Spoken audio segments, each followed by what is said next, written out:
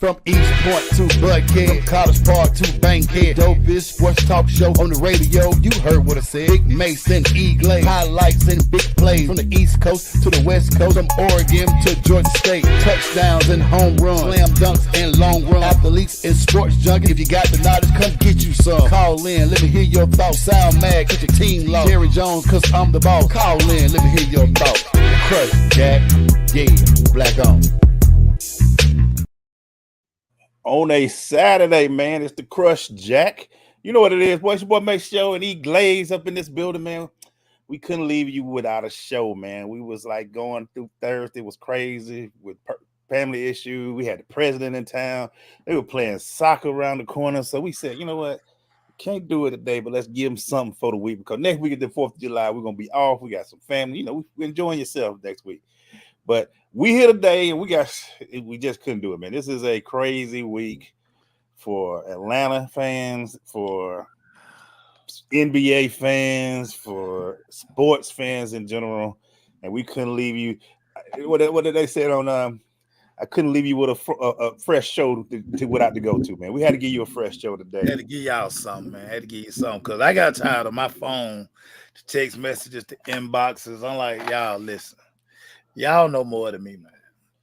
Y'all swear y'all know more than me, but that's neither here nor there. What's up, boy? So tell your peoples, man. What's up, boy? Just tell your peoples, man, about how crazy it can get for you on a sports week like this for you, Maceo. Just tell them how it goes. Well, it's always crazy because just our industry, so much goes on a day-to-day basis.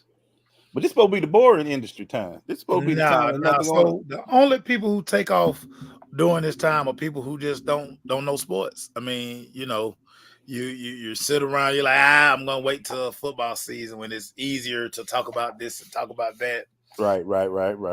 This thing never dies. I mean, you get high school football news. Recruiting is 24/7. I talked to like 3 or 4 different college coaches this week. It just so much people wanted to talk about. And then on top of NBA draft week, you and I were in 2 different places. You had better food options than I did. We'll talk about that. We're going to talk about that. That's neither here nor there. And then we get one of, I always say, one of the best Hawks players the last couple of seasons. We get him moved. Yeah. Just crazy time, man. I mean, our industry never dies. This is an industry that is literally only pretty much has 1 day a year that doesn't have anything going on, and even that has something going on in a different sport instead of the big 3. So we're gonna jump into it, man. Make sure I started off, man. DeJounte Murray is no longer an Atlanta Hawk. The Hawks recently just traded DeJounte Murray right after the draft was over with. They went and got Larry Nance Jr. And the main thing, and probably the reason for this move, was they also got a pick in 2025 and 2027. Yeah, those draft picks actually back that we lost when we traded for DeJounte. Because we traded and gave up picks for DeJounte, and we traded DeJounte to get picks again. So give me your thoughts on it, Mace. What are your thoughts about this? And you know, just let us know your real feels, man. So I didn't like it. To me, and you know, I've said this all year. I've said the last 2 seasons, DeJounte was our most complete player. Okay, we're letting our most complete player walk out of the door.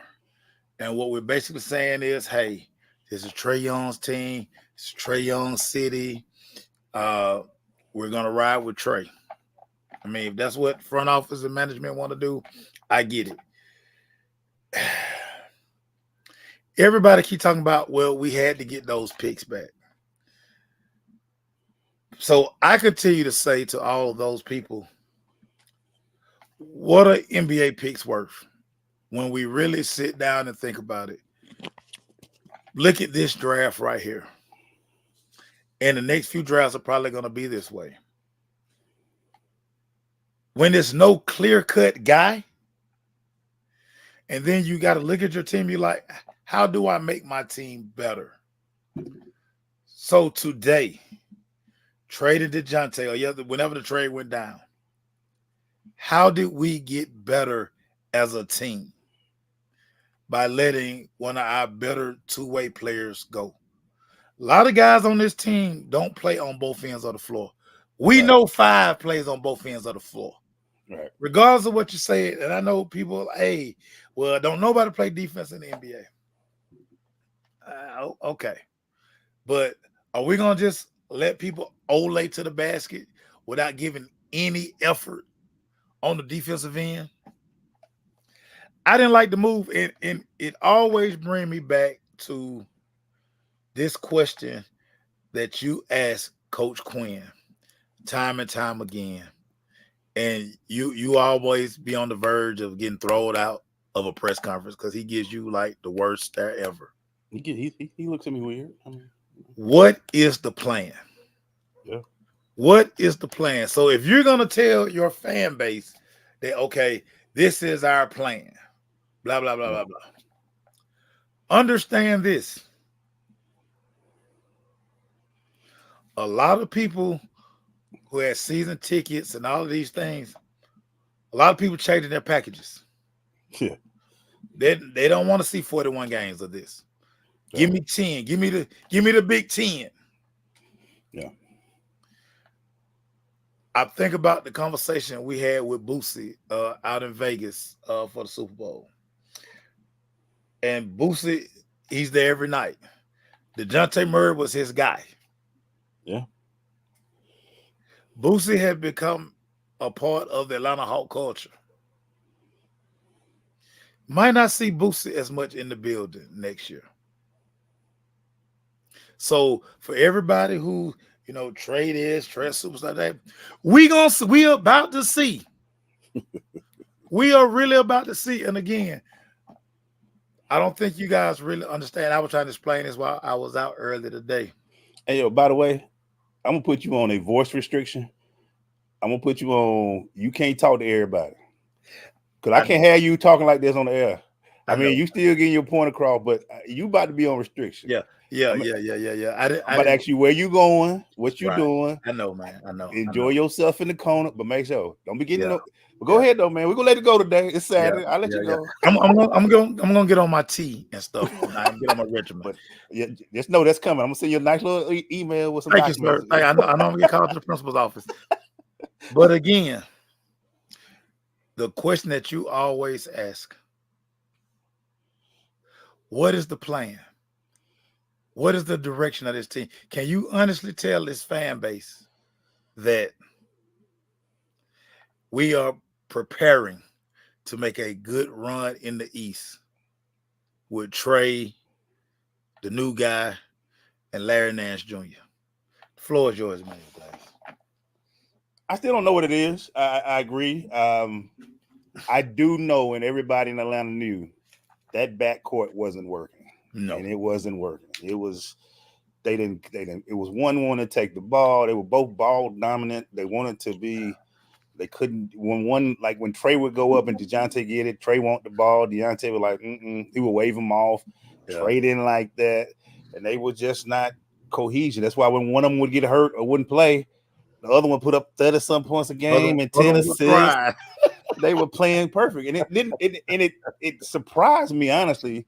I thought DeJounte and Trey would be, I thought they worked together, but it was terrible. And which makes me go back to the old day when everybody say you can put superstars together. No, you can't. Yeah. Everybody can't play together, bro. Yeah. But this also let us know that Trey is. We're gonna say this once, and the Hawks will disagree with me till the end of the day. Landry Fields is GM in face and name only. Period. The wrestlers are the GMs, the son and the daddy. They pull the triggers. Trey is friends and good with those two men. Yeah. And so when they look at their franchise, they were like, Trey or DeJounte is not even. A lot of us thought it was an opportunity. It wasn't. The rumors were like Trey was gonna get traded. Nah. As much as people don't like Trey, let's be real. Trey did a lot for the city in the last 5 years, for 6 years. He's not. Everybody want to pull up Luka, but Luka got to the finals and won what, 2 games. I mean, they both. I mean, he made a final. He made a final. Before that, Trey got to a conference final. It is what it is. Yeah. But at the end of the day, man, they like Trey. Trey is their guy. They put $45 million a year into Trey. So they obviously are saying that double that. But to go back to what you said. All right, Trey. They traded John because you said that he wasn't playing well for the Hawks. He down there in Utah, Deshaun Well down there deteriorating. Then they got rid of DeJounte. Another guy I really wish that they DeAndre. What are you gonna do? Is it DeAndre? DeAndre Hunter, yes. What are you gonna do? Because AJ Griffin gone now. AJ Griffin gone. AJ gone. Quinn couldn't play with AJ, so they sent AJ gone. They just traded him for a second-round pick. Yeah. So we got rid of a lot of pieces. But Giannis still here, Trey still here, DeAndre Murray. Now we got Zachary Risache. Yeah. He stays in town, and we got Larry. And we got all these pieces. And I can honestly say we didn't get better, in my opinion, for now. It could be better. But now, Trey, you back to the face of the team. Everybody's gone. You number one. Yeah. You got no competition in the backcourt. You're the guy. You know what I'm saying? So what are we doing? And that's the plan for and this city wants to know. Because Trey, when you first came here 6 years ago, maybe 7 years ago, how long ever Trey you been in the league? How long? Yeah, ever. You said you were tired of people wearing other people's jerseys in our gym and in State Farm. You said you're gonna do something about it. Guess what? It's coming back this year. People will be back to wear other people's jerseys this year. Can you make that stop, Trey? Can you make the city stop and say, no, we're still a good team? Because honestly, 9th and 10th seed is not a playoff team. It's just a chance to be a playoff team. Play in. We're a play-in team. Play-in and playoffs are two different. Play-ins are 1 game apiece. Yeah. Playoffs are 7-game series. We haven't been in a series since. Did we get in a series we got in a series a couple of years ago. Couple of years ago. But it had to be. We knew one of them was going. Yeah. I think we all kind of knew it wasn't going to be Trey. And it was just like, will the Hawks pull the trigger on one of them? And they did. Surprised me. I just don't like to see a powerful team, not a powerful team, but a team have 2 great guys and they don't work together. And it didn't work. I have no say in if I don't know what is going to happen. I'm glad to be able to see it and cover it and see what happens. I think we need to, as a media, put pressure on them and not let Quinn off the hook, because Quinn, honestly, I've been very not impressed with Quinn coaching so far. No, he hasn't been good. He has not been good. I haven't been impressed with Quinn yet. I'm talking about he's doing all this, and y'all doing all these changes, making all these moves. When Nate McMillan was saying, hey, this thing ain't working, y'all fired Nate McMillan. Trey is on his 3rd coach. Y'all said Nate was the problem. Yeah. LP was telling y'all before he left, hey, dang, fire LP. He had the lead too. So now we on Quinn. Yeah. Everybody say Quinn's the guy that can get the trade. Quinn's the guy. All I know is we going into our 2.5 season, because Quinn in the second half of the season. We're going to our 2.5 season. Yeah. With Quinn. I need to see better. This offense, I don't understand it. He has gotten mad at me when I've asked, what is the plan? What is our plan? What are we doing? Because he's somebody, he wants up tempo. He wants this. We still don't play defense. We can't win games 145 to 143. That don't work. And that's still every night. That's almost every night. We have to score almost 150 points a game to win every night. It looks good. That's a lot of shots. That's a lot of running. But if you ain't got a lot of scores, it don't work that way, bro. So I am very interested. AJ, I hope AJ, you brought up AJ. I hope AJ gets a chance to really play. Yeah. I thought for him to go to where we saw him actually have a good run one year. He was coming off the bench, giving us good points, hitting 3-pointers at the end of the game. Before Quinn got here. Once Quinn got his minutes disappeared. Then we start hearing he's got mental problems, he got issues. And I'm like, when did this happen? What happened? And now they traded him for a second. I really hope AJ have a great. I hope he goes and we look back and say, damn, we messed that up too. Because I really didn't like the way that all unfolded. But we were told that it was mostly AJ. So they put all the pressure on him. Yeah. So the Hawks are at, I hate to say it, we had a rebuild stage. We had a new stage. We had a wait and see stage. We don't know what this team's going to bring. Yeah. We're gonna jump into the Risa Shea thing, and we can go into it right now. I don't know. We'll get, let me finish this thought before we jump into Risa Shea. Can this city go backwards? It looks like it may have to. They may shut us up. We might be here in April of next year. Like, man, oh, this team really, we clicking. But I don't see it. I don't know what's going on. I'm just gonna really critique it.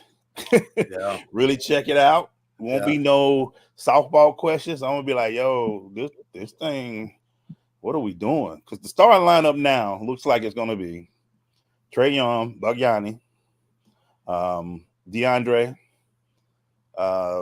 You're gonna start James, not James, JJ. Yep. Jalen Johnson. Yep, JJ. And I don't even know if they're gonna trade.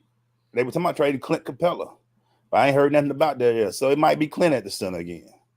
Yeah, because who's gonna trade for Clint? Yeah, we give much a second round pick, a future second round, like two. They may give us a 2029 second round pick for Clint. That's like 5 years away. You can have it, but I mean, it's just we still ain't got no size inside. Yeah, we still ain't, which I'm gonna go ahead and, if you don't mind me, flip it to the next thing. Make sure still in the Hawks, which everybody come back to the draft. We got Zachary Risa Shea. I'm gonna love saying that name. 6'8", 6'9", shooting forward, because he's not a small forward. He's not a power forward. He's more of a shooting forward. He's like stretch three. He's a tweener. And starting to the draft, I had some insight that he was in Atlanta working out a lot. Yeah. So I knew that was where they was going. Yeah. But in your question, here's my question to you, make sure about we continue on our Hawks talk right now. Did the Hawks address a need, or did they get the best player in their mind that was available? They just got their guy. It was evident Sarr didn't want to be here. Camp let it be known. He didn't want to be here. Everybody understand this. He played at OT, so he's lived in Atlanta for the last 2 years. So all that y'all, he's been here. So maybe if something about the city he just didn't like. He's ready to get up out of here. So that's neither here nor there. When his name was called, because like I say, we pretty much knew that was going to be the pick. We just don't, we don't know nothing about him. Yeah. When you draft these foreign players, they're not on TV. You're not, you're not reading any write-ups on these guys. They just come to you, and then you start doing your research. You go to YouTube, you go to whatever, you type his name in, and you just try to start looking at everything you can see on him. Mm-hmm. The Hawks definitely got a type. Yeah. We like 6'8", 6'9" guy. We just keep drafting them. That's how Trae was an enigma. Because everything else we get, we gonna draft. We take the 6'10", we get there. We gonna draft a 6'8", 6'9" guy. Yep. Without fail. It doesn't fail. So Marlon, I don't know if he played defense. I know he light. Yeah. I know he light in the draws. I do know that.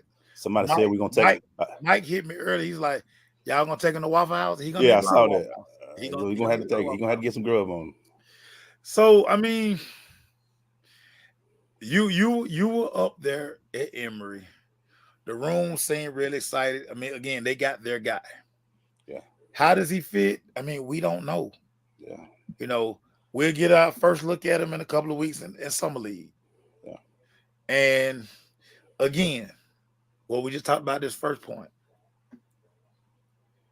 You're gonna be hard pressed to sell it to your fans that this team this year is going to be able to compete and make some noise.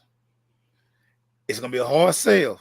Could it happen? We're gonna see. Yeah. Wait. I ain't we from gonna Missouri, see. But right. Show me. Right. Yeah. Right. We're from Missouri. But that's the guy that targeted. You got your guy. Now you have to tell the fan base that, hey, This is why this is gonna work. Yeah. Might not work today. Might not work tomorrow. But this is why it's gonna work. And he's definitely not a starter. He's not starting day one.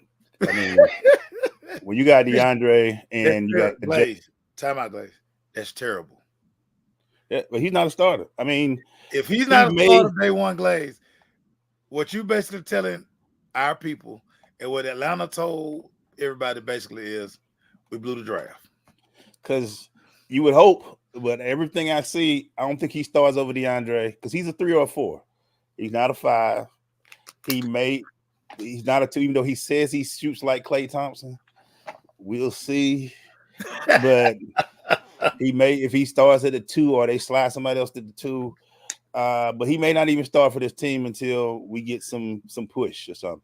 DeAndre is injury prone, so he may be hurt by third game and he may start then.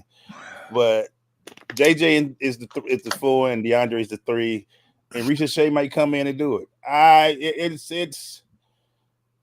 It's a run on foreign players, and they had to have one because honestly, I think sometimes the Hawks look at social media a lot, and they've been hearing about the Luka trade a lot, and they don't want to miss out on the next big thing and all that. And Sarr, you know what? Pablo Banchero didn't even work out for Orlando. They still drafted him. Still took him. So, and if the Hawks would have been like, I don't care where you want to play, you're playing here 7-1, you're gonna be our center, and you're gonna do that. But they didn't. They went and got the guy that wanted to be here, like you say, rock with those who want to rock with you. But the motto. But still, we don't have any size in the middle. We still don't have nobody that can block shots. We might be the smallest team in the NBA. When the league has a lot of dominant centers that can take you outside with Embiid and Jokic and things of that nature, we don't have nobody who can really play in the post with these guys. But but it is what it is. But at the end of the day, man, I'm gonna give Reese. I want to see what Reese Shea can do. For other reasons outside of this, some summer league. We're gonna talk about the summer league a little bit too. I'm really interested in the summer league because I want to see Reese Shea. I want to see what he does. I want to see what he can do on the court with other NBA players that are young. See what game he's got. You watch the film. He's shooting. He scored like 12 points a game. So it's definitely an upside. It's definitely like we're looking future upside and what he can do. We're looking down the line. Yeah, we can't be looking at right now because, everybody keep telling me, well, overseas in France, they play against grown men, so his 12 points a game is not really a problem because he really can play. And I'm like, but it's 12 points a game. But spin doctor, spin it. But anyway, I just see this type of stuff. But honestly, man, I'm really looking at this franchise in general. We've been blessed to be able to cover them for 7 years. If they don't watch this and start cussing me out and stop it this year, we should be there for 8. But it's going to be very interesting. I want to see in this franchise may show. I just really want to start picking from the top to the last player to see what's going on with this team. I don't feel like we understand what's going on. I feel like in my city of Atlanta, outside of the Braves and what they're trying to do, I don't understand none of what our teams are trying to do. I can't tell you what the Falcons trying to do. I can't. Y'all have broke down the Falcons to me 100 times. No. We're gonna get a quarterback. We're gonna draft the quarterback, and we're gonna play. So the first quarterback gonna play 2 years. Then after that, the next quarterback. So I don't understand the city. I don't understand what we're doing. Are we winning now? Should I just come back in a couple of years and then expect to win? I don't know. And that's my honest opinion. I don't know what this city is doing. And especially when it comes to basketball and in football. So when it comes to basketball, it's our job. And we promise you as the Crush, we will start covering. We will get some behind the scenes. We will get more knowledge. We'll attend more GM meetings and stuff like that because we got to know too. And we got to know. You got to know because everybody ain't going to say it. Everybody else talking I feel like some people just talk from their personal feelings. Nah, we just want to know. Show us what we know. I'm not no favoritism no more. I just want to see what's going on. So that's how I talk about that. Risa Shea. Let's see what he do. Summer League's going to be on popping. So what you got, Maceo? So we're talking about end of eras. The Golden State Warriors are basically telling Clay, end of the road, buddy. Yeah.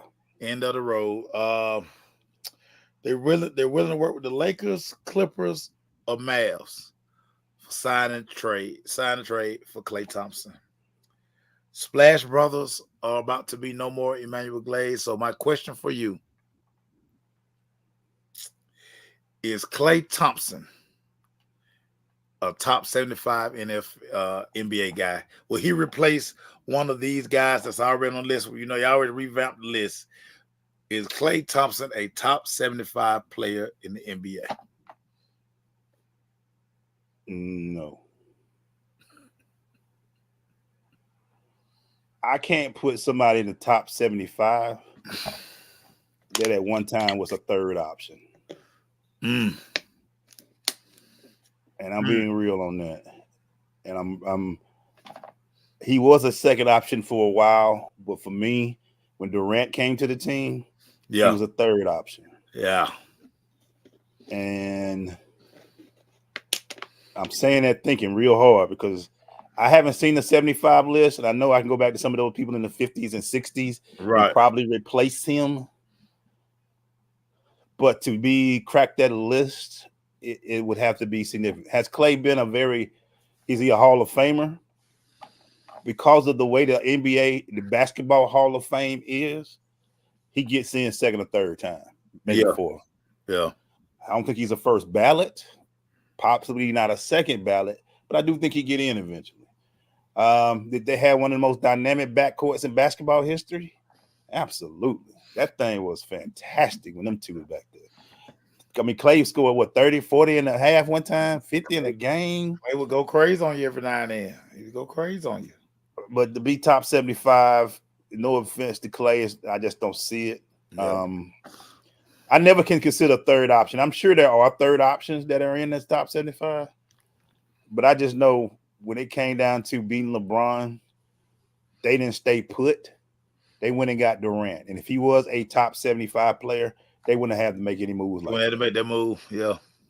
So I think when they had to say, we need more firepower, let's go get Durant, instead of going and get maybe another big or something instead, when they did that, I was like, that's to me telling me that Klay can't do it just like they are. Right. They don't see themselves beating LeBron like that without bringing in a big talent like that. Yeah. So that's the only reason. I still think he had a fantastic career with Golden State. He changed the team. Yeah. His shooting was fantastic. 6'7" out of Washington. Once upon a time, he was a defensive stopper.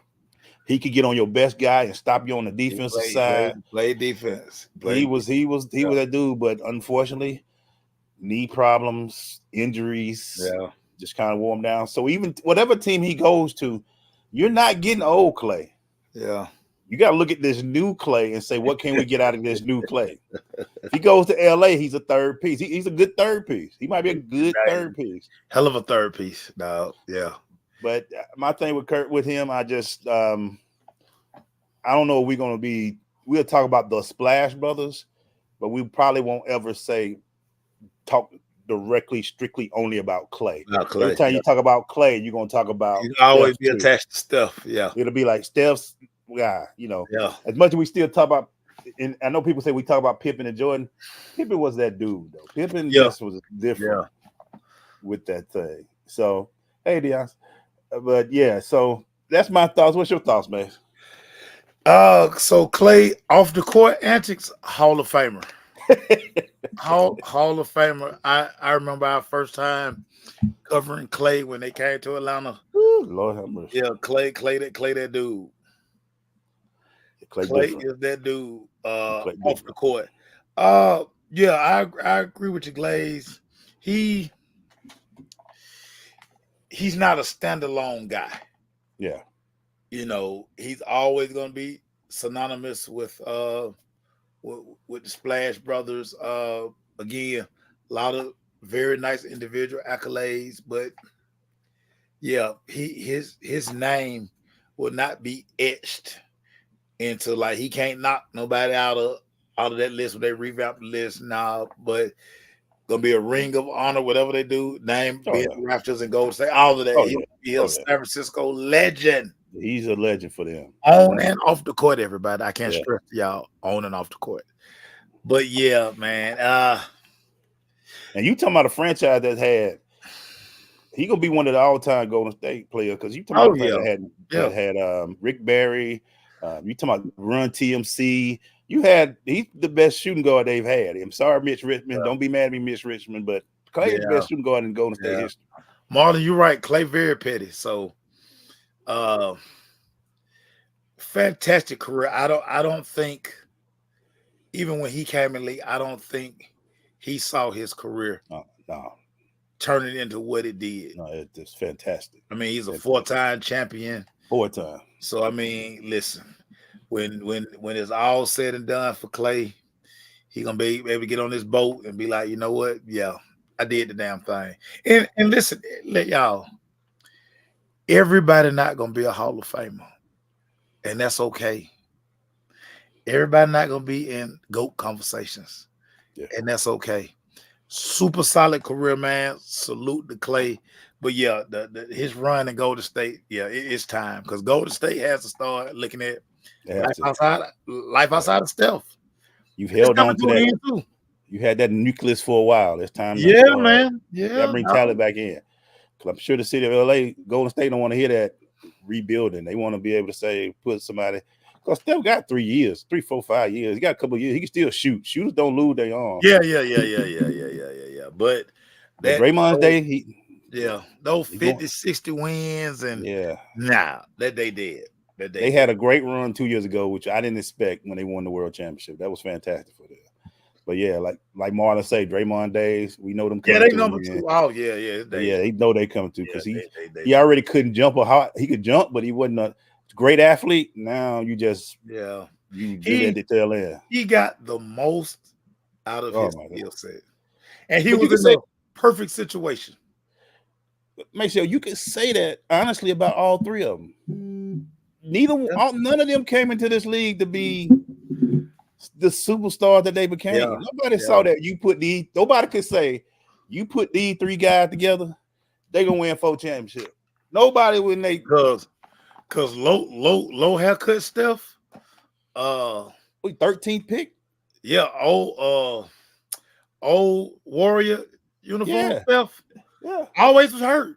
Yeah, was the 12th, 13th pick. They picked all kind of pick. Rubio was before him. There was a kid from Syracuse that was before him. Klay Thompson. I don't know. Was he top 13? Was he a lottery? No, he was like I think he was like 17 or something like that. Yeah, Draymond second round. Draymond was the second round, and for all 3 of them to do this, you like they say, you got all the grease out the can this time. You got all the grease out of it. You got extra. You fried all kind of fish with this team, but there ain't nothing left in that can. Ain't no more grease. Ain't nothing you can fry with this team no more. You fried every piece of fish you had with this team. You got 4 championships out of this team with that glue. Those 3 guys. Yeah, man. You got 4 championships out of that. Steph got a couple of MVPs out the deal. Come on, man. Come on, man. Every one of them all-star. 3 guys, no number 1 picks. None. Yeah. Not even top 10. Yeah. And you put that 3 together, and Marlon, you're right. Fit sometimes just matters. They got a new arena out of the deal. Yeah. Like the city popping, money being made. Come on, man. You can't Golden State look like there's a guy on ESPN, the former GM, that look like he a genius because he put that together. But until they do right by what's my point guard name? Mark. That used to be the coach. Jackson. Until they do right by Mark Jackson, who took this team and told everybody, looked everybody in their face and said this is the best backcourt ever. Y'all were laughing at him. And then Steve Kerr came in and just ate the food when it was ready for him. All the ingredients were put together. They were beginning to fry. He just came in and put his style with it. And it was important for Clay, Draymond, and Steph to win that 4th title without KD. They had to win that to solidify their legacy. You know what was big about that win? Not only winning the 4th without KD, they won it, and one of them 3 got the Finals MVP, mainly Steph. Yeah. remember the first one Andre Iguodala got. Yeah, Andre got, and then KD got the next two. And then the one of them had to win, and we knew it was gonna be Steph. Yeah. So that kind of closed that chapter for them. Like, okay, finally we can say we did 4 in a decade. Yeah, they needed that one. They needed that one. All right, we're at the 6:30 hour, so we might as well jump into it. Make sure drink some water, man. Get your voice ready because I got to get you going on this one. With the 55th pick, the Los Angeles Lakers select Bronny James from USC. And oh my God, I have never seen so many takes on this. It went insane. I had to look when they picked Bronny James and say, was he the 25th pick? Was he the 5th pick? Was he the 15th? He was the 55th pick. And he gets, 3 straight days. They've been going off. They could have gave that to a deserving player. It's the 55th. There was only 3 more draft choices after this one. With the 55th pick, the guy who announced the 55th pick was in a room by himself with no fans, and he was just with a TV. No fans was in that room when they made that selection. He was the 55th pick, and the dude was in a studio room by himself with a camera when he made that pick. And you would have thought they drafted Bronny the number 1 pick of the draft. So, make sure. And you're right, Marlon. You took away my first thing. I have never, when we see historic moments in my life, I understand y'all don't like LeBron James. I get it. But oh my God, y'all have a chance to witness something that has never happened. And y'all are on pissed off because now I'm seeing cats I ain't never seen play before. They talking about he could have been the 55th pick. You know what? I'm sure he would have wanted to be a little higher than 55. Hey, man. But make sure. Go ahead, bro. Favor is not fair. Your favorite word that you love to always talk about, leverage. Everybody can't use that word. Everybody can't throw that word around. So first, as always, I'm shocked that y'all shocked. Like, I'm shocked. Who didn't see this coming? Everybody named Mama saw this coming. They've been talking about this for 3 years. That kid was a sophomore in high school. They were talking about this. They were don't talking care about this happening in sophomore high If school. LeBron was playing in Minnesota, if he was playing in Cleveland, He if he didn't was playing in care. Iowa, wherever LeBron was playing, Bronny was going to get drafted. Yeah. Y'all, nobody said a word when Bill Belichick had his sons. Ain't played a down of football. Don't know nothing about football. I ain't coached it Walked down. right in the door. Rick Barry, all his sorry ass sons played. One of me won the damn dunk contest. Y'all ain't said a word. The great Reggie Ball Sr., he said this the following morning when we was at work out at 3:45 in the morning. He said, you know what the biggest problem was, Maceo? And why everybody upset? Because they still walk around with slave mentality. So I hate when the white man do it. Nobody has ever had the leverage that LeBron James, and I know everybody love to throw this one out, everybody. Jordan didn't get his kids drafted. Jordan didn't have the leverage then what LeBron has now. The NBA is totally different. Yeah. So it's like,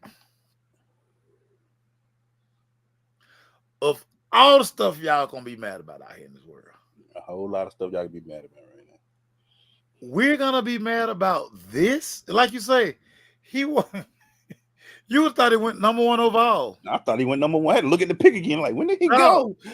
He was sitting in a hotel somewhere with on his couch. family.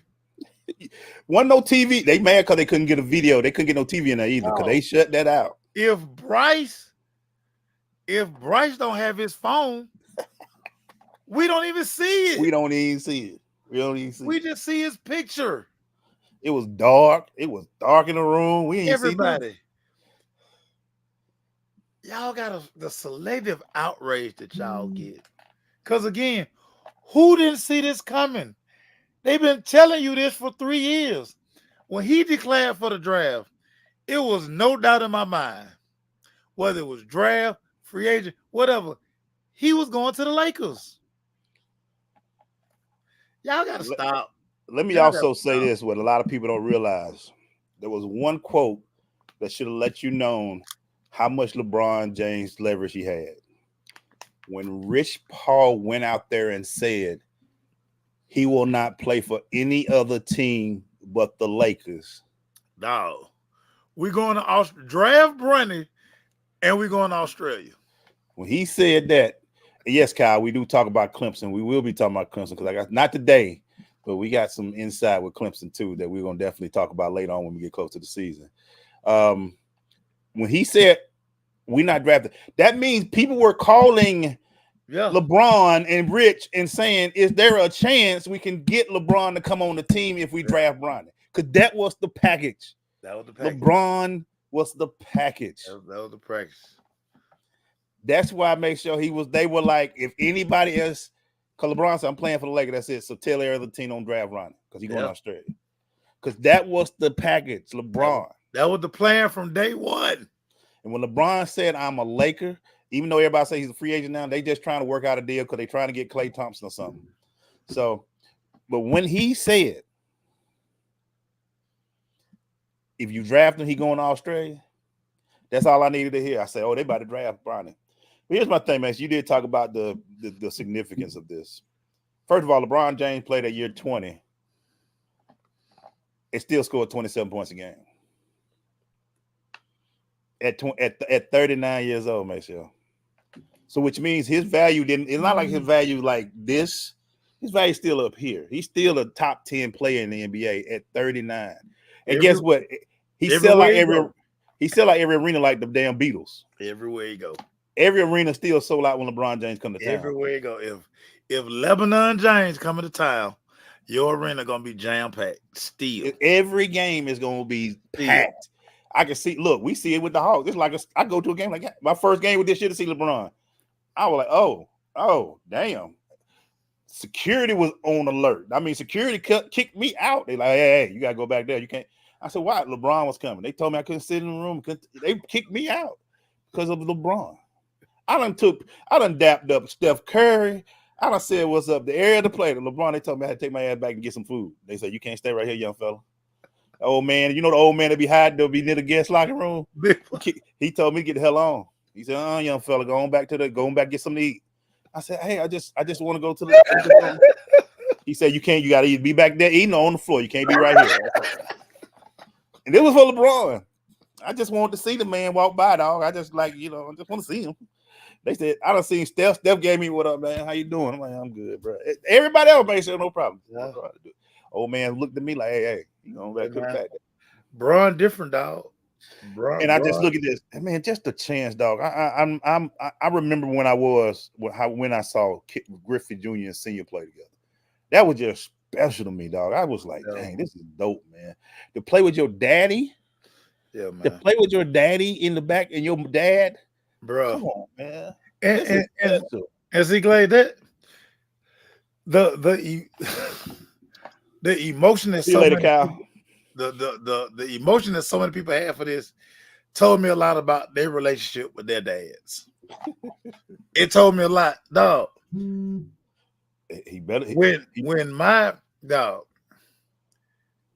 my dad retired from AT&T, my dad did exceptional work for AT&T, 30 years. Yeah. His boss and his boss told me and William, listen, y'all got a job here. Mm-hmm. Y'all got to, if y'all do anything there with your daddy, now, because of his work, We could have easily went to work for AT&T. Didn't want to, but again,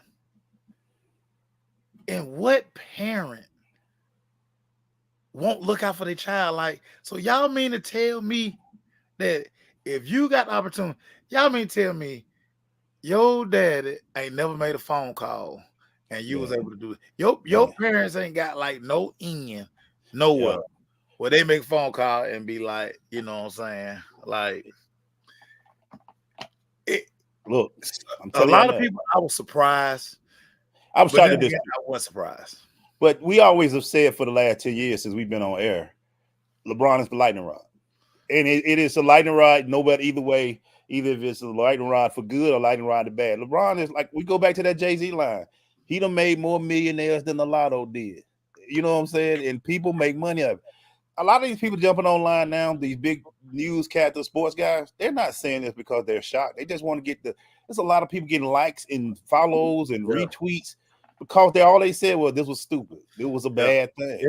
It's a lot of people when LeBron finally retire, they got to retire too. It's gonna be a lot of hurt people. They've made a career out of either covering LeBron or hating on LeBron. And if you think about it, Mason, you worked 21 years covering LeBron. That's a good little package. That's a good little career. There's a lot of guys who've done that. And this is just another way to keep going. It's going to be the topic on Sports Center for the next week and a half. Yeah. And then we talked about the Summer League a little earlier. Summer League will be on fire this year. It's going to be super sold out. Summer League will be sold out. You don't think, and again, behind the scenes, you don't think that the NBA calls the Lakers and say, y'all about to do this, right? y'all about to do this, right? Y'all about to go ahead and do this. It was the NBA, LeBron, and the Lakers like, we got to do this. This going to make us another killing of money. Glaze, I'm going to bet you this. I bet anybody this. The first Summer League game in prime time is going to be the Lakers. Yeah, ESPN. Oh, they've already showed it. 7 o'clock on the whatever date. They've given the date. They've circled it. This is going to be they play Houston the first. I already know because they play Houston first. Yeah. They already in the circle the game, dog. It's happening. If you don't think this is about to be a moneymaker, and yes, Bronny going to make the team. Y'all can just count that. If the Nassers can sit on the end of the Milwaukee bench, Bronny can sit on the end of the other one. Because the Nassers ain't played good in 4 years. He making a strong check because of his brother. He making a strong check because of Giannis. But Glaze, people act like nepotism ain't been around forever. Nepotism is just part of the game. Look, I'll tell you this, man. You talked about that. My dad was able to employ me as a security. He owned his own security firm. It was cool to work for my dad. We went at it a little bit, but I worked for my dad. I have been able to with he ain't gonna hire you. With optimizing, and you know, my wife got her own business. We've been able to use our dollars and work for us some. That's just how, if you got that type of leverage, dog, you get to do it. LeBron's did opt out, but he's about to do it like a 3-year contract that's going to be worth so much that he can stay around. And Marlon, you wrong for that, but Bryce is a junior. I'm just saying, I'm putting it out there in the atmosphere. Bryce is a junior. Bryce is a junior. I don't want to put that in the atmosphere. Right. Bryce is a junior. And this is what I'll tell somebody. I say, so y'all don't think Carmelo Anthony's son, Cayenne, getting out. Why y'all think he's so hot? He went to Syracuse. They were hot at Syracuse for why? Because they're dead. Because they like watching Lala act? Stop. I haven't seen one show that she's been like, wow. His daddy is Carmelo. Hello. And then when I put the picture, Jordan kids to make the league. But I bet they got more money than all y'all. Jordan kids they are part of Nike. Do y'all know what Jordan kids do for a Marcus owns the most exclusive sneaker store in the world.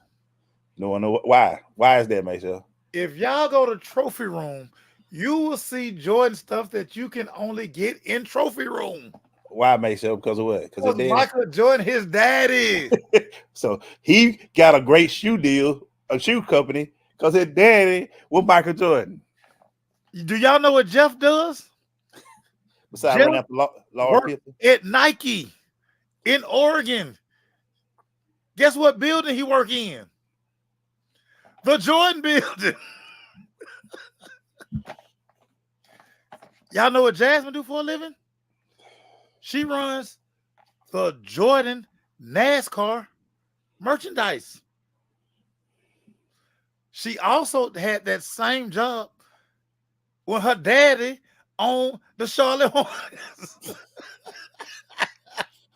Y'all know what her side gig is? The branding ambassador for Trophy Room, owned by her brother. Y'all gotta stop. But the problem is, y'all ain't never done nothing impactful and strong enough. That's the problem. It's the American way. Okay. It is all right. Hey, man, Marlon, look. you're right. Nepotism is the American way. It's always been. It ain't what you know, it's who you know. And look, being 50 now, Maceo, being where we got, and being in this sport, we know about who you know. It's who you know and who can get you where you got to get. But you know what? So it's just, honestly, I know people going to talk about this in a negative way because it makes money when it comes to LeBron. It makes money. It's negativity, and LeBron James make you it gets you a ton of followers. Gets you a ton. There are people on TikTok right now that post about LeBron James like every day. Blaze, we the only people like that. Yeah. Negativity sells. I tell people this all the time. It sells, dog. If your daughter graduate college, she graduate, period, you'll get 200-300 likes. Yeah. If your daughter get banged up, arrested, DUI, now you're gonna get 7,000 likes. And they're gonna be on every show. You're gonna be talked about on every note. Facebook, hey, yeah, graduation, congratulations. Dude shot somebody.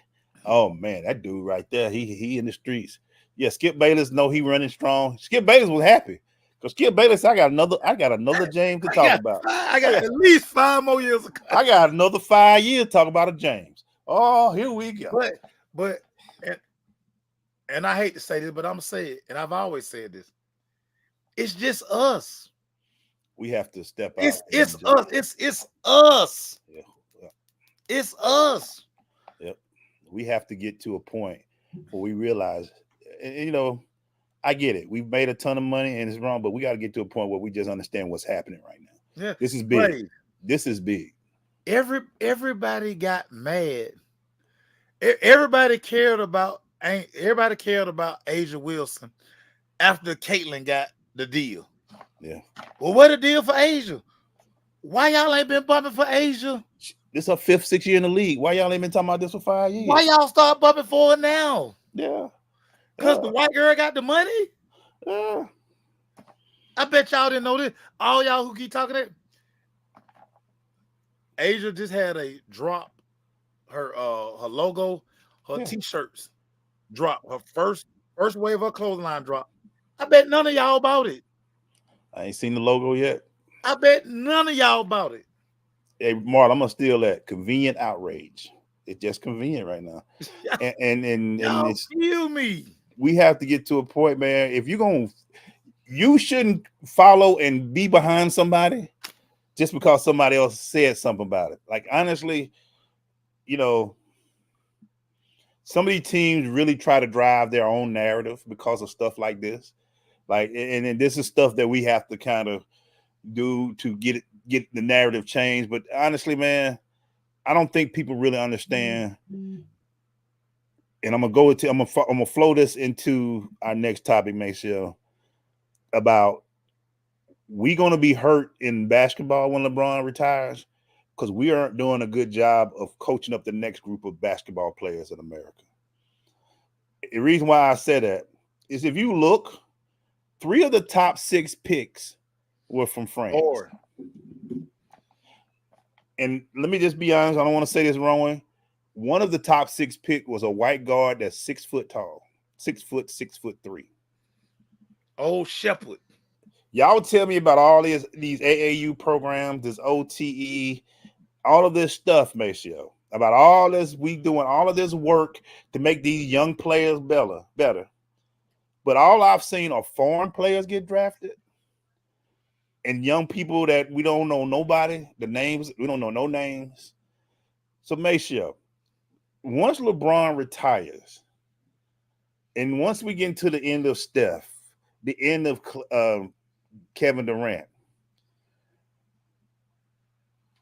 will we have another run of great American talent like we've seen the last decade? No. Because we're not developing our players the same way they are developing their players. Again, we're going to a gym on Saturday playing AAU ball. Kids are playing 20 games. Yeah. Friday, Saturday, Sunday. And everybody just getting up shots. Nobody working on their skill set. Nobody is fundamentally sound. Nobody. All y'all want to dribble. All y'all want to shoot 30-foot jump shots. Yep. Can't nobody. I can't remember what game me and you at. And we were just like, why didn't you use the glass?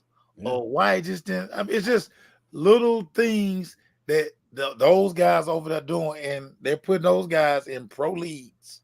Yeah. You know, they talk about how Luka played pro ball at 15 and Wemby played in this league. But they are developing. We have stopped developing talent because we've got into this thing where everybody want to put all the talent on one team. Yeah. You want to stack a team. Yeah. Nobody develops anybody no more. Yeah. If you accumulate all the good talent put on one team, yeah, you're going to win. But once you break that talent up, how good is the talent? Yeah. Now all of a sudden he can't play, or now all of a sudden he can't do all the stuff he did when he was on this loaded team. Yeah. We have to get back to development, and that's what's hurting every sport: football, baseball, basketball. Nobody is developing. And see, we're in such a microwave society. We think you're supposed to be good now. Yeah. And we forget about he got to develop. Like, dog, what a kid is as a freshman is not what he's going to be as a senior. Yep. See, we think people right now, as soon as I drop him off, he a dog right now. That's a dog. I saw him in the backyard. He a dog. He a dog. No, he not. Yeah. And then when he get to high school, his 9th grade year, and he don't pan out. Oh my God, he gonna throw him away. He gotta develop. Yeah. See, that's the part of it we keep missing. And like college football, that's why the same teams are winning. Because they developing the talent that show up. Yeah, they get the talent, but they develop it. Yeah. And it ain't, oh man, this shit don't work for me here. I'm gonna go transfer. I'm gonna go jump in the transfer portal. Y'all, we have to develop. See, we don't forget about the hard work part. Yeah. Because so many times we done made it easy for a lot of these kids. Yeah. And they ain't had to work for nothing. But that's why life go out here and it slap them upside the head. Because life ain't finna give you nothing. Yeah. Get what? If Georgia Power say your bill $215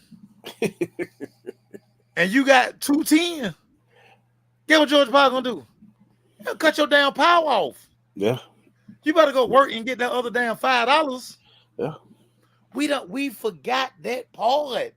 You know, man, and it's How funny. we giving people stuff. You said that too, man, because look, I want y'all to realize, you look at this Olympic basketball team, it's old as hell. LeBron, KD, Steph. We got Ant-Man, maybe, and Jason Tatum. They the youngest. The rest of them are some old men playing because we want to win with some old men. That telling me LeBron was playing on the Olympic team in 2004. Yeah, they lost, but they had the youth back then. There is no youth now. That means we're not developing next level talent. We're not developing the talent. And I look at this sport.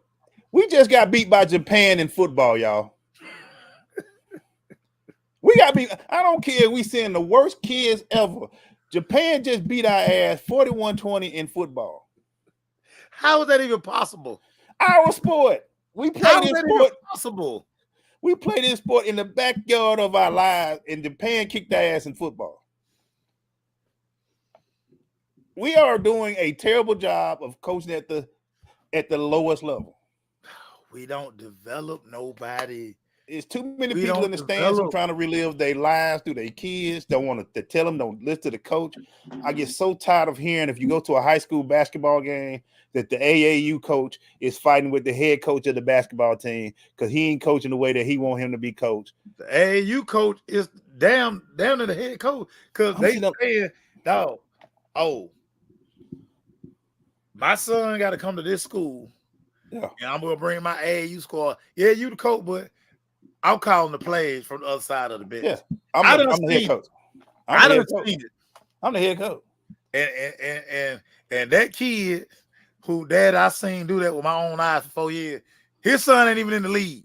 No, they ain't going. No, they ain't going to the league. His son ain't even in the league. His son ain't even in the G League. Because you know why, make sure? We made it so easy for these guys for the 7 years of their life. They don't know how to struggle. They don't know what it means to possibly lose your position because you have been told you're so great that if they don't play you, we'll go to another school. We'll just find us another school to use this and we bring our talent with us. These kids don't know how to fail. They don't know how to fail. They don't know what it means to know that school got a great player. I'm going to work my ass off to whoop his ass when we see him come over here. When he come to my field, I'm whooping his ass. They don't know that. They don't know that competition. We don't let them fail because before we let them fail, we transfer him. Yeah. Get him out of there. You don't let your damn kid compete for nothing. Let them compete. I want to see. And I ain't talking about 7-on-7 compete when it comes to football. I'm talking about that's cute. That's cute. You win a 7-on-7 title. But I want to see when that thing gets strapped up and the pads get strapped up, how you hit. How you get on the field? What happens when you down by 7? Are you fighting to get back in the game? What happens when that guy whooping your tail on you trying to get around? You can't get past him as a defensive end. What are you doing to get better during the game? What are you trying to do? So everybody keeps saying that, man. I look at it like this and make sure at the end of the day, we're going to continue to coach these kids to where the top 10 picks will be foreigners in the NBA. Oh, without a doubt. People gonna stop trying to come and find kids in the city in the USA. They just gonna start saying the foreigners seem to be ready to play. Yeah, because they fundamental sound. They ain't gonna beat the floor up with the ball. Yeah, dribbling it out, just going between their legs and behind the back for no reason. Yeah, ain't nobody sitting their ass down when they do that shit. Isn't it funny that when Dirk came into the league, we were like, man, that little 6'11" fall away shot ain't gonna make it. That's all we see now. Everybody got that 6'11" fall away shot now. Everybody doing it.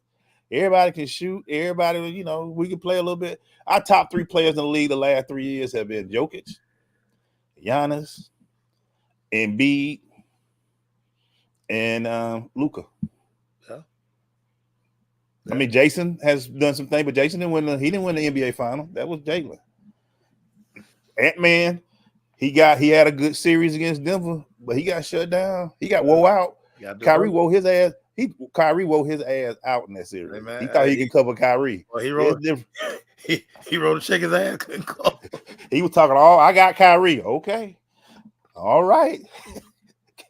Kyrie could put that on you. Kyrie 30 a night that game. That series. And it's the development again. We're not letting these guys, we're not developing the right way because we think that day one he's supposed to be he like Marlon say, everybody, he him. Oh, he him. I done met so many hymns in my life now. Glaze, he him. Really? Damn. In the 5th grade? Is everybody him? We got a bunch of hymns out here, huh? All right, well, I'm coming to see. I just like to go watch and just say when they say he him, I'll go check him out.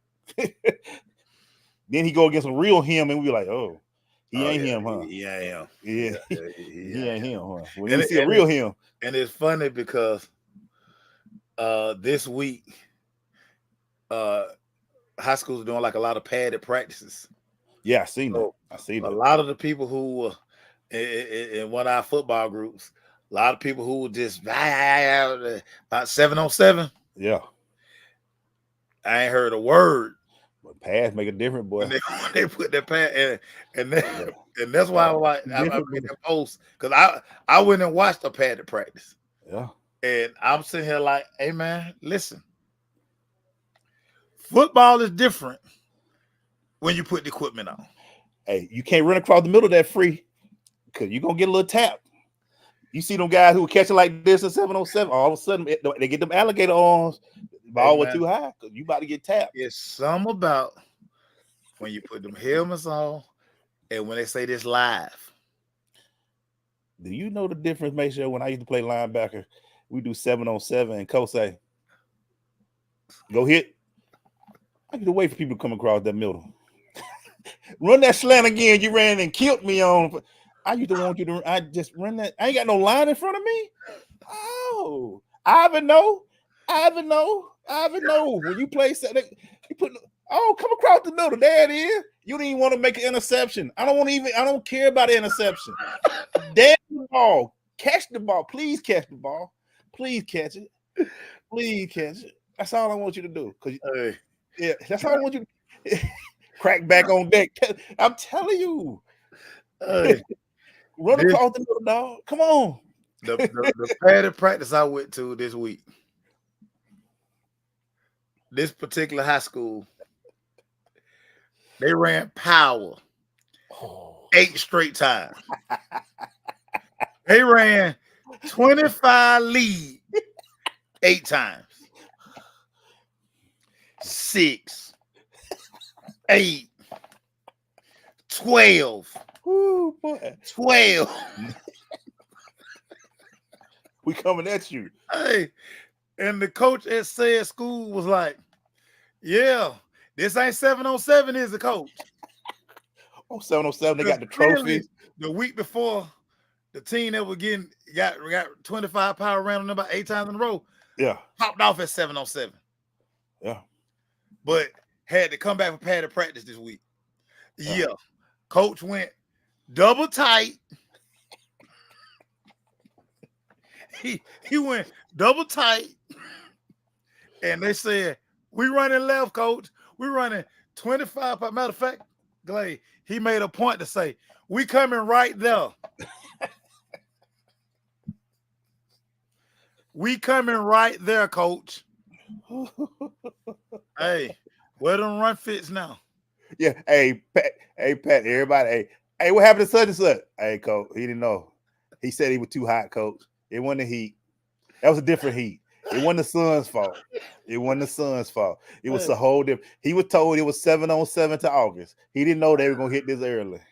He didn't know we was hitting this early, coach. This team ran a trap. And again, because 7-on-7, I know a lot of coaches at 7-on-7, they still teach their linebacker. I know he's passing, but you still got to take that run step. You got to take the run step. You got to take the run step. You got to just get in the habit. Now, you can't be flying out of there. You got to take the run step. Bruh. They trapped the poor linebacker Glade. He was so high and timid on that run step. I thought the guard killed him, Glade. I thought the guard killed him. I said, yeah, man. Yeah. Still the same, make sure if they can see your numbers, you in trouble. If they can see your chest as a linebacker, if they can see 57 or 35 at linebacker, you high like that, good night. Sleep tight. Sleep tight, because it's gonna hurt. Y'all had to see the way they were running this damn power play, though, man. It was just man on man. And it wasn't nothing fancy. It wasn't nothing fancy. What the guard and tackle saying barbecue chicken each time? Barbecue chicken over here. It wasn't nothing fancy. Barbecue chicken. Coach, you better get somebody else out here, coach. We killing them. It wasn't nothing, no. It wasn't nothing pretty. Hat on the hat. And you know how you draw it up on the ball. You got him. You got him. Fullback lead. You clean up. Bro. The back didn't get touched. He got out there to the safety. And them safety like, damn. I can tell you right now, I'd have had many safeties walk up on me like, what the hell you doing, dog? I'm making too many tackles. The safety don't want to get hit like that all the time. That thing hurts still back there. They come up to the, I done been cussed out by many a safety. Where you at? Hey, man, I was in the hole. I got blocked, dog. I got blocked. Safety, though, they tell you they like to hit. No, they don't. They don't want to be making 20 tackles a game. Hey, y'all see primetime son, Shiloh, he looked good with the 1 or 2 hits. By that 6th hit, Shiloh getting ran over. Them shoulder get to hurting. If your safety making a lot of tackles, they gonna be mad. One thing about in that box, you can't brother-in-law that thing like you can do outside. Yeah. See, receivers and DBs, we be making deals out there. I know. Hey, dog. Hey, look, dog. Hey, look. If you ain't with the bullshit, I ain't with the bullshit. Now, if you start tripping, I'm about to cut you. Like, come on, hey, man. Hey, look, hey. Run the play. Take the When play nothing off. pissed me off, you be looking at film and you see the DB receiver just look that they're locked up, ain't moved, ain't fighting, just sitting there like this together with their hand like this. Just sitting there like they're looking at the play from the inside. You like, what the hell were you doing, dog? Hey, man. Hey. They got a brother-in-law deal going on, man. Hey, they be just sitting there with their hand like they're looking at each other. I'm like, we in there battling. Spelling the play going away, dog. Spelling the play going away. Oh, Blake going away. Y'all might well just sit and look. I don't even think y'all move off the line. Bro, I'm running off. Running out, dog. I get cardio. I'm running off. Just follow. Just chase me. Meanwhile, you in that little, what you call that box place, yo? Oh, in that box. You bleeding. You better get punching. They You better get hitting. okay down there, dog. It's ugly. You get to the, and then when you run the sweep, you hit the cornerback like, oh shit, they running sweep. Here it comes. Oh hell, here it comes. let me see if I can turn that thing back inside. I don't want no problems. Hey, man. Turn it inside. Gotta run off. Be sitting there like, I run the sweep over. God damn, I might get rolled up. Hey man, you better run off, man. You better run with me. So one thing y'all gonna see us do, we do go in studio every Thursday. Starting July 11th, we be our next time in studio. Back in studio. I'm gonna make this thing, and we're gonna say it right here on air. Make sure we're gonna get back to talking to the high school coaches. Oh yeah. I got already questions. got them lined up. I already got them lined up. I got questions. I want to talk to Sherman White, who's with Pace Academy basketball. I want to ask him. He coaches the Olympic under U17 18U team. I want to talk to him about it. What am I missing? We're not just gonna say it here, guys. We're gonna bring people on this show. Yeah. Whether it's virtually or in studio. We don't care. Me and Maceo do 2-3 shows a week. We can do 1 in studio and 2 virtually because we're gonna talk to coaches this summer. And we got to get the answers to what are we doing? Are we getting better coaching? What's wrong with the league? I'm tired of, we do it. I'm getting back to it because I just want to see, when we at this level and we're losing to Japan 41-20 in football, everybody was like, Maceo, oh, but that wasn't a good player. I don't care if it was the kids that played sandlot football. American football shouldn't get beat 41-20. No, not in football. And I don't know. I ain't seen a lot of 6'8" Japan players. So when they hit the lineman was that big, I mean, just talk to me. Defensive end was getting off the curb.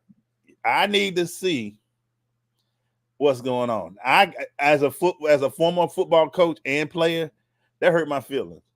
I ain't watched not 1 minute of the football. I thought it was a joke. I thought it was a baseball game. I'm like, damn, they scored 41 points in baseball.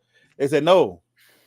They played American football. They played football. We got beat in football. They said they had pads, shoulder pads, pants, cleats, and beat us 41. It was bad. We scored 20 in the last. We scored the 20 to the last quarter. Like, man, who calling them plays? Like, what are we doing? What we doing? We went out there. We got out schemed in Japan.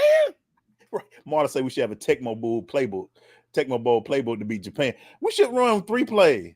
Lead, slants. What's your play with 46 power boot?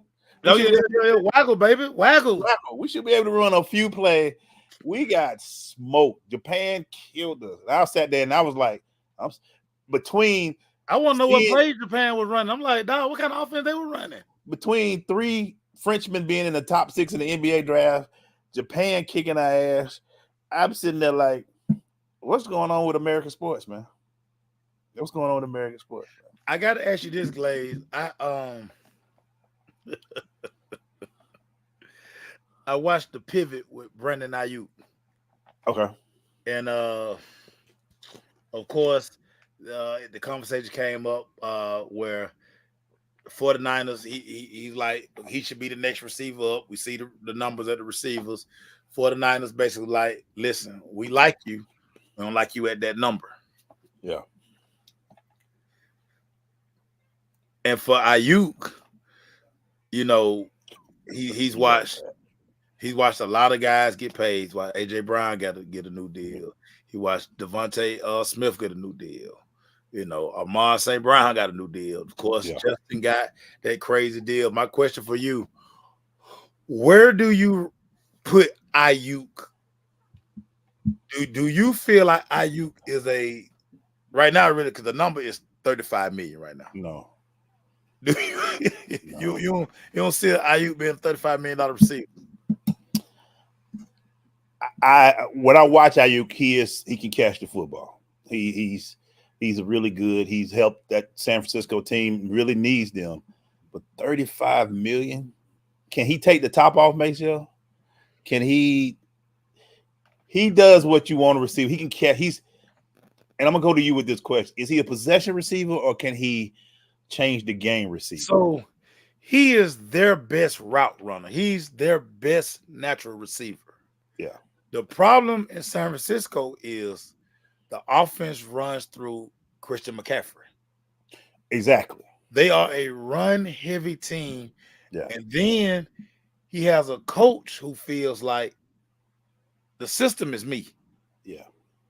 That's why I drafted Purcell. Yeah. I'm going to show you that I can save $30 million. I can save $30 to $35 million and get the same production I'm getting from you. Because he was second team All-Pro. Yeah. Had about 75 catches, had about 1,300 yards. But Shanahan feels like, dog, I get anybody to do that. Yeah. And I wouldn't say anybody. He did what That's he did. how he feels. That's how Shanahan feels. And that's what I'm saying. That's why I said, not that you said, I'm saying Shanahan. But you said the main thing. The offense goes through the guy that can catch 100 passes and run for 1,500 yards. Yep. He's the number one option. Yep. So now, if I'm a defensive coach, make sure I got to prepare for McCaffrey, which is going to leave you with more one-on-one options, which is going to allow you. And who was the other receiver they had? Debo. And you still got Debo Samuel. Yeah, you might have more catch than Debo, but he's still in people's mind. Yeah, he's Debo. Yeah, he's Debo. He's Debo. Yeah. So now I got these two options I got to watch, and you doing your job. You're making the catches. You're getting the one-on-one coverages. You're doing your thing. And for you to say I'm one of the top, it's kind of hard to see that because Tyreek is that guy. Tyreek is in Miami. Yeah. He's taking it. He's gonna get you. He can get the top off. He can do that. I'm gonna have $2,000 receiving. So I'm looking at that, and I'm saying, I know you think you should. And look, it's your agent's job to try to get that money, but I don't know if you're gonna get that in the open market either. Yeah. If you do, that team is desperate. I don't think you get that in the open market either. And you try to press your team to get that. But I'm not going to say Ayuk is not a good player. He is. He's shown it. He got some great numbers. I just don't know if he's the central part of any offense. And I may be wrong. He may show us that. He might come back and be one of the best receivers ever. And for me, I look at, okay, Ayuk, say you leave San Francisco. Yeah. Yeah, you get your money. But I feel like you fit so good in that system. Yeah. Now, if you go to another team, say you, like they talked about it on the show, say you go to Washington with your boy, Jane Daniels, your boy, y'all play college ball together, all that stuff. Yeah. Is it the same offense? Yeah. You might not get 70 catches. Like, no, you got 75 catches in an offense with McCaffrey, Debo, and Kittle. Who's your tight end? Yeah. No. So, no, you eating. You ain't got talent like that, can you be that guy to do it? That's going to be very interesting, Mace. I got to finish with this. When you go ahead, Mace, I want to finish with this. I can't help you finish this story, but yeah, I got to get you on this story. Go ahead, finish up, man. No, I was just saying. Sometimes you have to be careful in. I get the bag, but then does my career take a fall? Yeah. Because now I'm not in a system. Like, I just think that system is perfect for him. Yeah. Yeah. And you get a lot of one-on-one coverage because you got to pay attention to McCaffrey. You got to pay attention to Debo. You got to pay attention to Kittle. So you out there that X eating. And you know, your coach is Shanahan. He kind of stingy with that money too. He learned from his daddy. I mean, and that's the thing. Because his daddy had the thing was he thought it was his system more than anything. He thought Terrell Davis did better in his system. He thought Rod Smith and McCaffrey did good in his system. Daddy McCaffrey. He was the system. And it had John Elway. He said, that's all I need. I got John. We can make things happen. The system. So it's going to be interesting to see. I'm just going to read this first. This is my last thing, Michelle. Let me read this. I'm just going to read this paragraph to you. Former number 1 NFL draft pick Jamarcus Russell was fired as a volunteer assistant coach at his alma mater, Williamson High School in Mobile, Alabama. You want to know why he got fired, Michelle? He was drinking lean again? He's facing a lawsuit accusing him of taking a $74,000 check that was meant to be a donation to the school. Ho. Time out. Slow down. Are you saying? Yeah, go ahead. Get it out. Time out. Get it out. Let me get it out. Are you saying they are accusing Jamarcus Russell of stealing money from the high school? A local business owner named Chris Knowles wrote the $74,000 check saying Russell approached him about a donation to help the Williamson football team purchase weight room equipment. The school allegedly never received the check, and Russell reportedly deposited in a credit union and promptly withdrew $55,000. Outside of being fired as coach, he will not be allowed on the school's campus, according to the Mobile County Public Schools. Russell attended an event for the football team this week, but was told he was not welcome. Maceo, this man, right, Marlon, he stole money from the Raiders, they say. He stole $74,000 check from the high school, allegedly. Took it to a credit union, withdrew $55,000, $74,000 that he wanted to get for the high school he was volunteering for, allegedly. I don't think I saw this story, and I just wanted to bring it up, Maceo. Give me your initial thoughts, brother. So, damn. And this is I read it. I read it multiple. I've seen it on multiple different sites, so I had to be sure. So this crazy because. So y'all know we have a relationship with Jamarcus because Melvin Bratton, our guy, was Jamarcus' agent. So had a few conversations with Jamarcus. So we're in 2024. 2024. So Jamarcus was drafted 2007. 2007. He's 38 years old. Just put that out there. So Jamarcus, when he signed, Jamarcus got $32 million guaranteed. Yep. It's 2024. He only played about 5 years in the NFL. Yep. 5 years in the NFL, maybe 4, maybe 5. Damn, Jamarcus, you can't be. He could be broke. That is crazy. $36 million, they said overall. So he could be struggling, but for him to use, I mean, for him to steal money, allegedly, but for him to, so somebody felt comfortable enough to give Jamarcus $74,000. He's probably one of their biggest players at the high school. He's Yeah, I mean, no, he's probably come on. like, I mean, Hall of Fame, everything at the high It's school. like if Garrison Hurst goes to Lincoln and asks for money, they go, "Oh, it's Garrison. Hell yeah, we go." You know what I'm saying?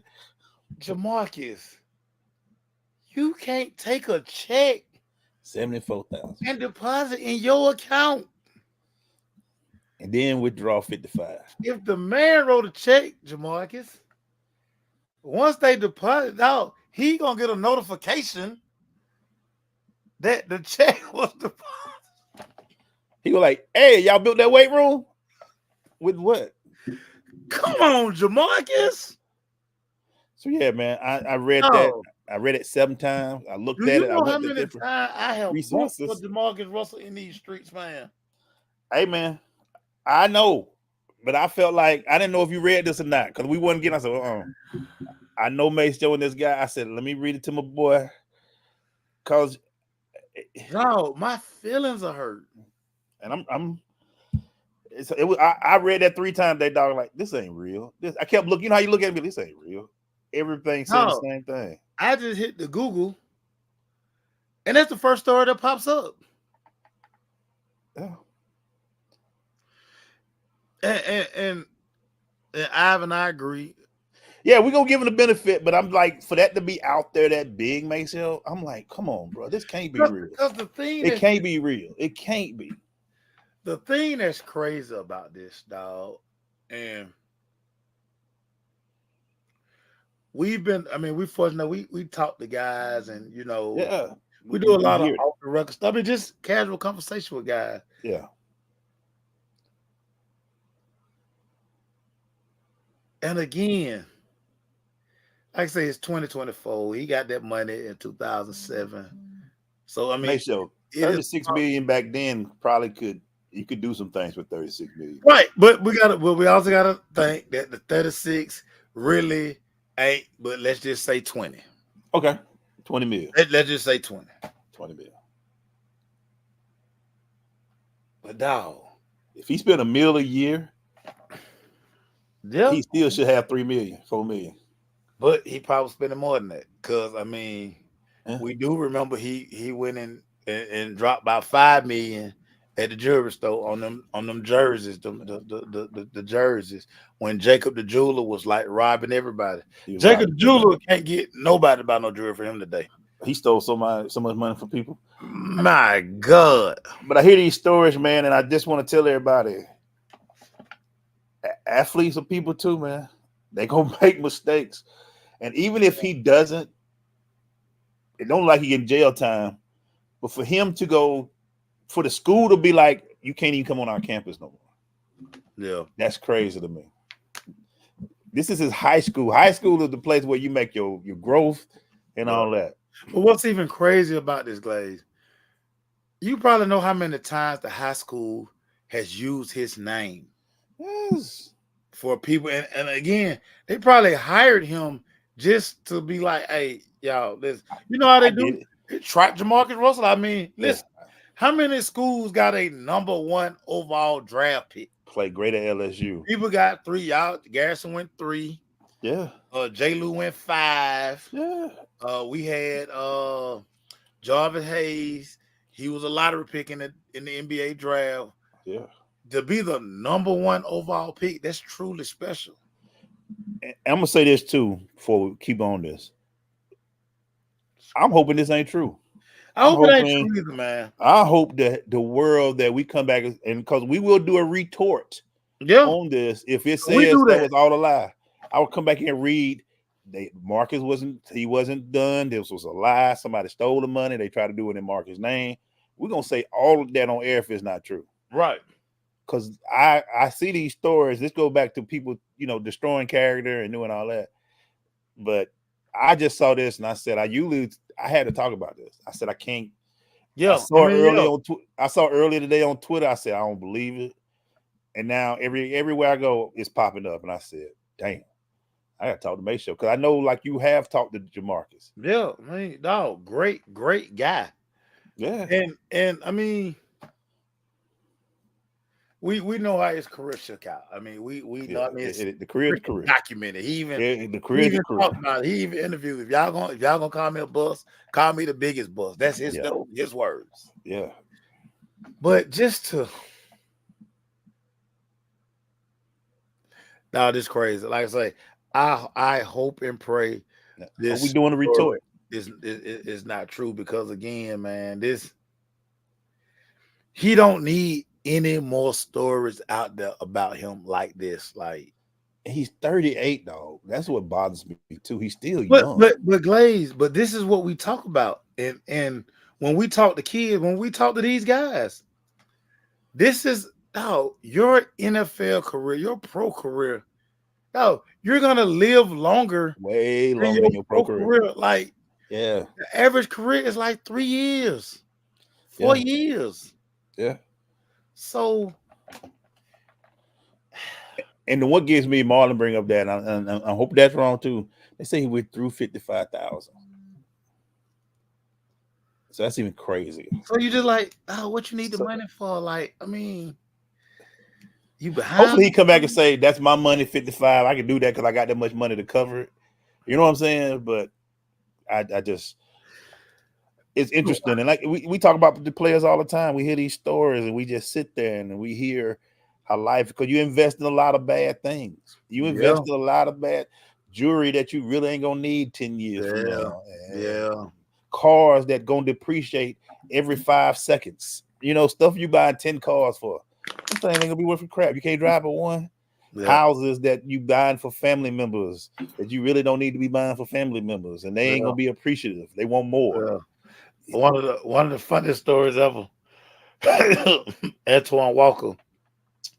If y'all just go pull up any interview Antoine Walker. Antoine Walker always talks about how, like, do y'all know how embarrassing it is to have to go tell your mom the dream house she bought that you bought for her, she got to move out of it. Tough.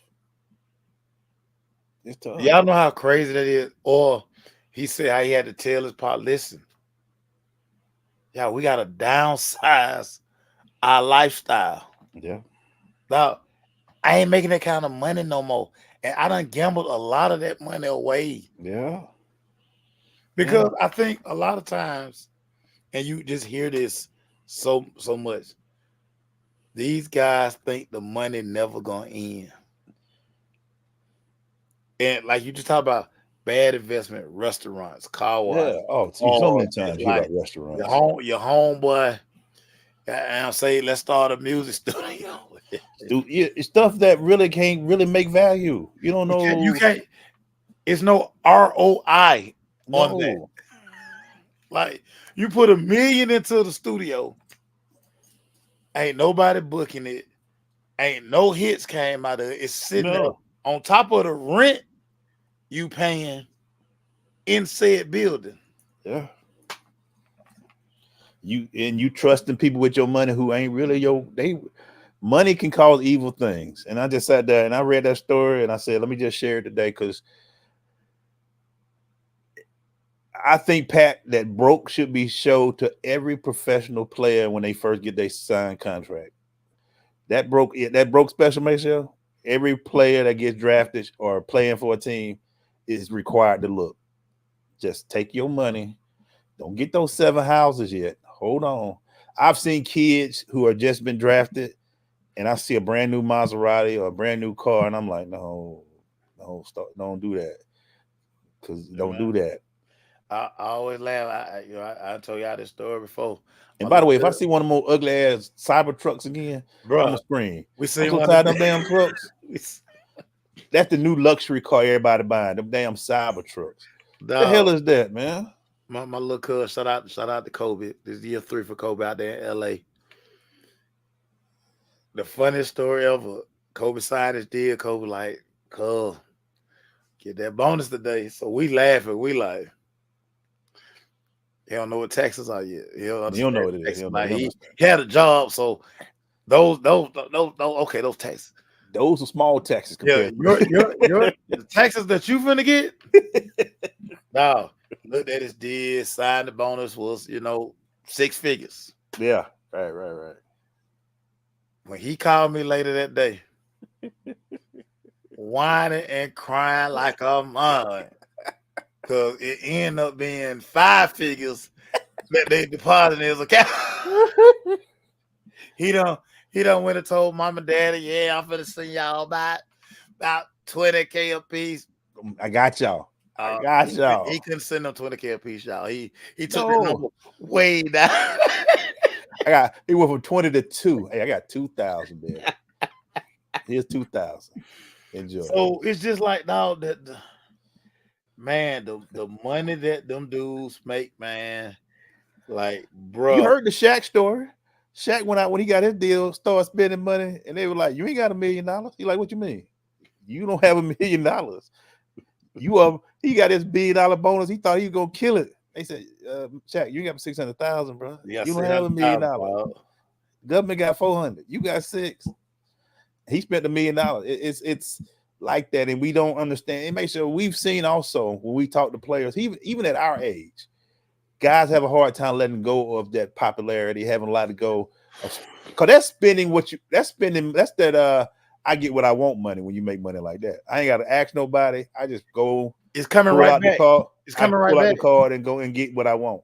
I want to take a vacation. I get a private jet. I don't care. I charter a jet. I take my families on jets, first class, everything. They don't understand that later on in life you ain't gonna be able to do that. You're gonna be catching coach, riding with everybody else. Yeah, that G5, that G5 expensive, dog. Yeah. That G5, and it's a video. I'm gonna try to find it and post it again. But it's a player, I think he played for the 49ers. He wanted a Cybertruck. Mm-hmm. And they told him, "Hey man, yeah, the Cybertruck, you get the Cybertruck for that we can give it to you today, that out the lot now, like 97,000." Yeah. He was like, "Okay, let me call my financial advisor." Call the financial advisor said, "No, you can't afford that truck." Buddy already got the paperwork drawn up. Oh, he thought he just knew he about to sell him one. He knew he was an NFL guy, so he was like, "Bro, listen, you signed for it. I just need your copy of that now because I know what you make." He had the financial advisor on the phone. Financial advisor say, "Bro, you can't afford that.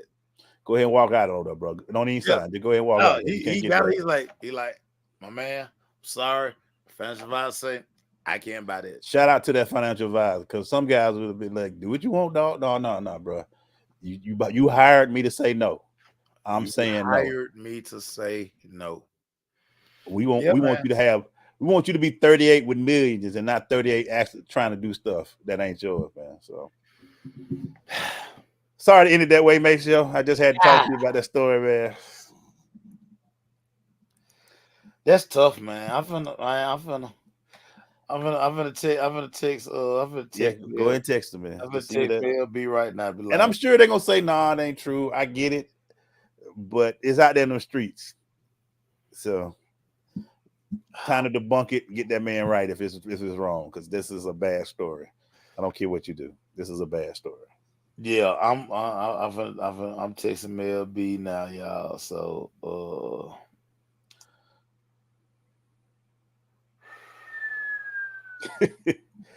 other news, guys, just talk about it. Big win for the Atlanta Dream last night. They beat Connecticut. Shout out on the road, man. Hey, Dream, don't come home. Yeah, play on the road. The rest of the game's on the road. They're 7-9. They are a different team on the road. 78-74. They play the Liberty tomorrow at 1:00 on NBA TV, so that should be very interesting. But check them out. They're on ESPN tomorrow, so check out your Dream. They're on 1:00. Angel Reese, in my opinion, we just wrapping up some story while I'm trying to get himself together. I know that was pretty tough. I ain't mean to punch you like that, dog. Yeah, I just text me LB, man. So Angel Reese is the leading candidate, in my opinion, for Rookie of the Year. She's playing phenomenal ball. Oh, she balling. She balling her thing, and she understands what's going on. She gets it. As everybody say, she's serving. Yeah, she understands what her role is. She's serving. Can't wait to see her Tuesday. She'll be in the A Tuesday. Can't wait. Yeah. Can't wait. It's gonna be packed up in there. That's right. Chicago comes to Atlanta Tuesday at 7:30. I'm sorry if you ain't got no tickets to this game, because it's oversold out. Unless you balling. Oversold out. This game. The secondary ticket market. They're Hey, killing you. I saw $1,100. We saw what $500. They're selling tickets at. So you're trying to get on the floor let and me get let me, in. let me You're see gonna what have the to price spend is five, right six quick hundred before we dollars. go. Let me tell y'all the price before we get off. Atlanta Dream. Let's see. Tick pick. The cheapest ticket right now to get in the building is $227. To watch. And you don't think this thing is gonna be jam packed? Everybody's gonna be there. You're gonna see all kinds of superstars from the A. I promise you, they gonna be showing up in College Park. Surprised they didn't move this to State Farm. I'm shocked. But we know there's a lot of things that go behind the scenes in trying to get State Farm. State Farm don't always want to give up their facilities, and it's tough to get in there sometimes. The most expensive ticket, $2,300. WNBA game. I'm sorry, y'all. $3,015. On the secondary ticket market.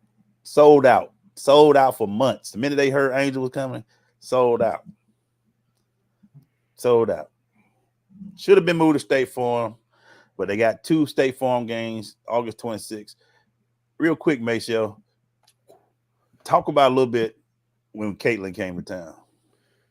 Y'all, let me tell y'all something. Say what y'all want. It's different. She different. I'm sorry. She different. And when I say she's different, I'm saying the support. It's a different support. It's a different support system. People drove from as far as Lavonia, Georgia. That's on the South Carolina, Georgia line. They drove all the way down here. The number of Iowa sweatshirts, jerseys, y'all, worn by black people.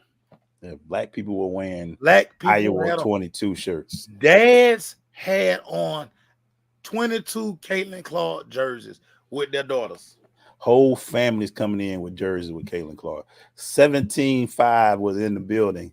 And unfortunately, there was 12 to 15 strictly for Caitlin Clark.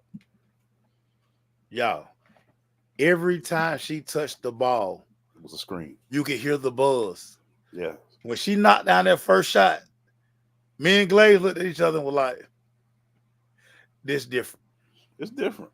This different, dog. All the local media, they went on the side of the Dream. They were shooting on the other side for Caitlin, which I didn't like. First of all,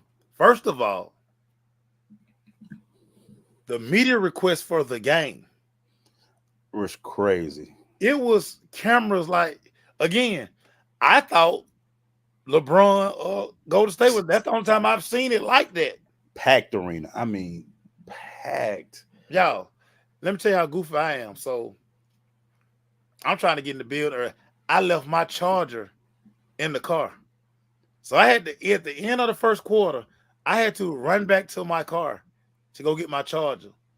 It was still people trying to get in. It's still packed. People were still parking. Still. I've never seen for either WNBA game or NBA game, State Farm had that many white people for a professional basketball game. It was families there. They were there. And you know, hey. Y'all hear Killer? She ready for me to get out there. Hey. But yeah, she it was different. And we said that, me and Mason looked at each other many times when she would score a point. Different. Everything was just different. And we at the point now, man, WNBA is on a different role. Asia's doing her thing. Angel will be here Tuesday. It's going to be packed. If you want to come see the game, you're going to have to pay some money. At least $300 to get in that building, because that's the resale value of those tickets. Good luck. That's the resale value of this ticket. Anything else you want to in before we leave, man? No, man. I'm quite disturbed. You got a text yet? You got a response yet? But I'm pretty sure he probably filled in calls. I'm pretty sure I ain't the first person that texted me, because one thing MLB gonna do, he gonna respond, but he always respond in the order that he receives them. So I'm pretty sure that he has gotten some crazy Stuff. That was tough to see and read this morning. That's tough. Again, guys, we may do a pop-up show, like we might do a pop-up like Kendrick Lamar later, but if not, we'll be back on edge. Pop. That camera angle still, that camera angle went crazy. With 6 different angles on that thing. That camera July the 11th will be our next show. We'll be in studio then. We'll probably have a few guests on the show working on something. So you get to see some guests. So have a safe holiday, man. Enjoy your holiday, man. Get the grills going. Hey, dads, and get the grills going out there. Hey, we gotta get the grills popping this year, man. Let's get it back out there and get some grilling. And everybody, don't send me nothing about the debate. Yeah, don't do it.